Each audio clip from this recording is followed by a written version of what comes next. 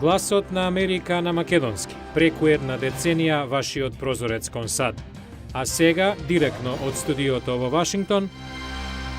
Добро вечер, го гледате Newsflash, ТВ журналот на Гласот на Америка на македонски јазик, а со вас во оваа емисија ќе биде Јулија Велковска.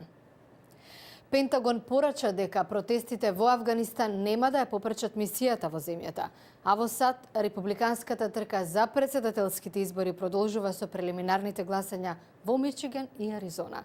Следи блокот вести. To our strategy in Afghanistan. Представници на Пентагон велат дека армијата останува определена на мисијата во Авганистан и покрај повеќедневните протести заради палењето на Коранот и напади врз странски трупи, при што загинаа речиси 40 лица, вклучувајќи и 4 американци.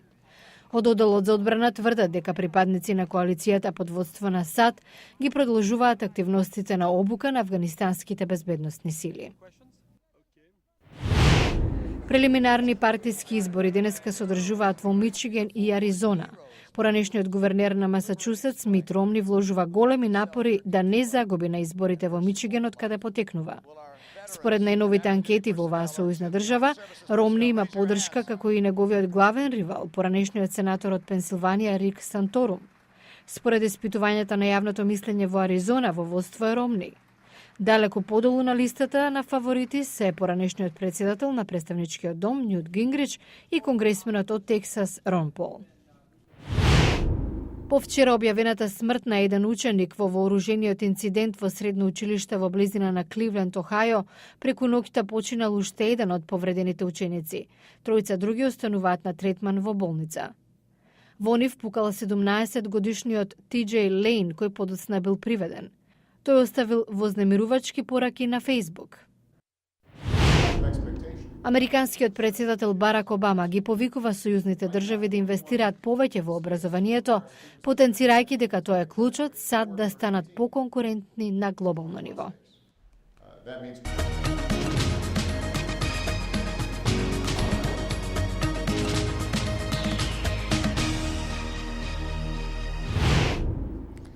Според независна анализа, американскиот национален долг би растел доколку се потпира наданочните политики што ги предлагаат републиканските претенденти за претседателската функција. Од четворицата само еден од нив е близу до балансиран буџет. Истражувањето на надпартискиот комитет за одговорен федерален буџет индицира дека закрепнувањето на американската економија нема да биде лесно. Поранешниот републикански конгресмен Бил Френзел, член на комитетот, мисли дека четворицата претседателски претенденти треба натамошно да ги разработат своите економски политики. Ниту едно од нивните ветувања нема да не доведе до балансиран буџет во наредните 10 години, дури и според најоптимистичките проценки.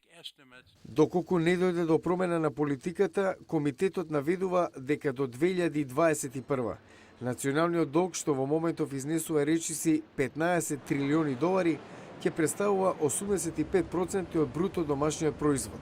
За споредба, грчкиот долг пред втората рата помош изнесуваше 160% од бруто домашниот производ. Наместо да го стабилизираат, републиканските планови и би го зголемиле долгот, вели Маја Мегнитис од комитетот. Планот на Гингрич би го зголемил за 7 трилиони и би достигнал 114% од бруто домашниот производ. Според студијата, верзијата на Рон Пол би го намалила долгот за 2,2 трилиони, но предвидените даночни скратувања би се неутрализирале со планот за укинување на влијателните владини агенции, како федералните резерви. Планот на Мит Ромни би додал 250 милиарди долари на долгот, а даночните скратувања на Рик Санторум 4,5 трилиони.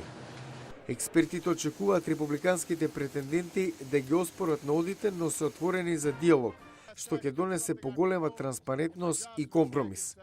Комитетот планира да објави одвоена анализа за економската политика на председателот Обама. Во продолжение на Newsflash ви го представуваме филмот што на 84-тото доделување на престижната награда Оскар однесе најмногу статуетки, меѓу кои за најдобар режисер, најдобра машка улога и најдобар филм. Немиот артист недвојбено го освои Холивуд. 20-тите години на минатиот век, Џорџ Валентин е холивудска ѕвезда во немите филмови. Заедно со неговото мало куче ја шармира Америка.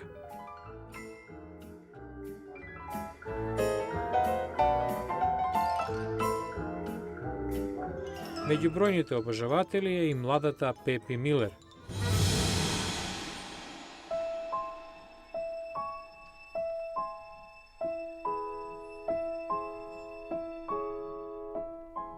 Пепи успева да добие работа како танчерка во еден од филмовите на Валентин, но кариерата на Валентин започнува да оди по надолна линија, кога немиот филм ќе стане жртва на тонскиот. Пријателите го напуштаат, сопругата, но не и Пепи. Режисерот Мишел Хазенависус вели дека уметник е љубовна и морална приказна за славата и незините негативни страни, истовремено и пресек на легендарниот Холивуд од 20-тите и 30-тите. I really tried to find the American spirit. Се обидов да го пронедам американскиот дух, бидејќи дејството се случува во Холивуд и сакав да покажам почит на начинот на кој го снимив и на начинот на кој буди размислувања. Жан Дужардин, кој го толкува Џорџ Валентин, се инспирирал од старите холивудски актери. Douglas Fairbanks. I watched a lot of Douglas Fairbanks movies. Даглас Фербанкс. Гледав многу од неговите филмови. Джин Кели за насмевка, енергијата, а Кларк Гебел за мустаките. Актерката Беренис Бежо блеска во улогата на шармантната Пепи Милер. Вели, холивудското искуство е уникатно. Грациозноста и заразната насмевка на Дужардин е оно што го води филмот. И тоа може би една од причините зошто овој филм кажува толку многу, а е нем. А во наредната емисија од малите бизниси на кои добро им оди во САД, ве носиме во Пивара. Гледате утре во Ньюсфлеш. Подам на малите пивари во САД бележат пораст од 12%. Гледате утре во Ньюсфлеш.